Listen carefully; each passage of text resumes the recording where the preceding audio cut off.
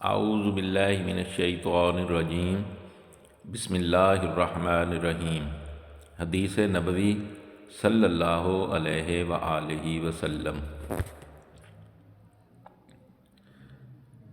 Shiban بن فروخ نے ہمیں حدیث بیان کی، کہا ہمیں سلیمان بن مغیرہ نے حدیث بیان کی، کہا ہمیں حمید بن بلال نے خالد بن عمیر ادوی سے حدیث بیان کی۔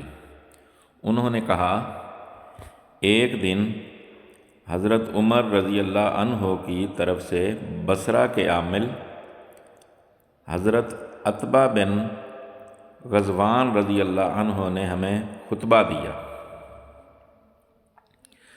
اور اللہ تعالیٰ کی حمد و ثنا کی، پھر کہا حمد و ثنا کے بعد بے شک یہ دنیا خاتمے کے قریب ہو گئی ہے اور اس کی مہلت میں سے تھوڑا سا حصہ باقی رہ گیا ہے۔ جس طرح برتن کے آخری قطرے ہوتے ہیں جنہیں برتن والا انڈیل رہا ہوتا ہے اور تم اس دنیا سے اس کے گھر کی طرف منتقل ہو رہے ہو جس پر زوال نہیں آئے گا، جو تمہارے پاس ہے اس میں سے بہترین متاع کے ساتھ آگے جاؤ، کیونکہ ہمیں بتایا گیا تھا کہ جہنم کے کنارے سے ایک پتھر پھینکا جاتا ہے تو وہ 70 سال گرتا رہتا ہے، اس کی تہہ تک نہیں پہنچتا، اور اللہ کی قسم یہ جہنم پوری طرح بھر جائے گی۔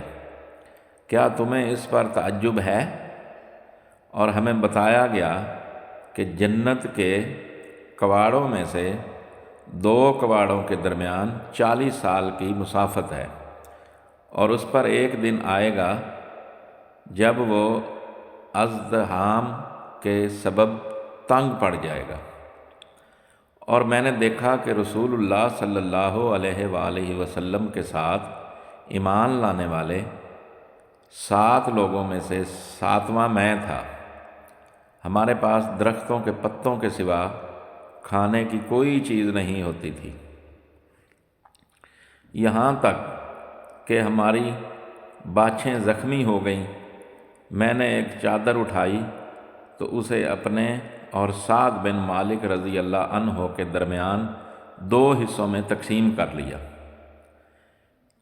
آدھی میں نے کمر پر باندھی اور آدھی سعد رضی اللہ عنہ نے۔ اب ہم میں سے ہر کوئی شہروں میں سے کسی شہر کا امیر بن گیا ہے۔ میں اس بات سے اللہ کی پناہ میں آتا ہوں کہ میں اپنے دل میں بڑا اور اللہ کے نزدیک چھوٹا ہو جاؤں، اور کبھی کوئی نبوت نہیں تھی مگر ختم ہو گئی، یہاں تک کہ اس کا پچھلا حصہ بادشاہت میں بدل گیا۔ جلد ہی تمہیں اس کا پتہ چل جائے گا، اور ہمارے بعد کے امیروں کا بھی تم لوگ خود تجربہ کر لو گے۔ یہ حدیث صحیح مسلم سے لی گئی ہے اور اس کا نمبر ہے 7435 7435۔ میری تمام دیکھنے والوں سے گزارش ہے کہ میرے والدین، میرے بہن بھائی، میرے رشتہ دار، میرے دوست جو اس دنیا سے جا چکے ہیں ان کے لیے مغفرت کی دعا کر دیں۔ جزاک اللہ خیرہ۔ دعا گو طارق سلطان شاہ ہاشمی۔